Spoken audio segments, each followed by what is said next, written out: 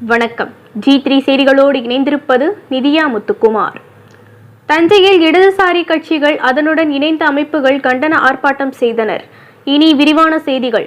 தஞ்சாவூர் தலைமை தபால் நிலையம் அருகில் சமையல் எரிவாயு இளைஞர்களுக்கு வேலைவாய்ப்பை பறித்து வாழ்க்கையை சீரழிக்கும் போக்கை கைவிட்டும் ரயில்வே காலி இடங்களை உடனடியாக நிரப்பி வேலைவாய்ப்பை வழங்க வேண்டும் என்ற கோரிக்கைகளை வலியுறுத்தி கண்டன முழக்கமிட்டு ஆர்ப்பாட்டம் நடைபெற்ற ஆர்ப்பாட்டத்தில் சிபிஐ, விடுதலை சிறுத்தைகள் கட்சி, சிபிஐஎம்எல், லிபரேஷன் கட்சிகள், தஞ்சாவூர் மாவட்ட குழு சார்பாக மத்திய அரசை கண்டித்து தஞ்சாவூர் தலைமை தபால் நிலையம் அருகில் கண்டன ஆர்ப்பாட்டம் நடைபெற்றது.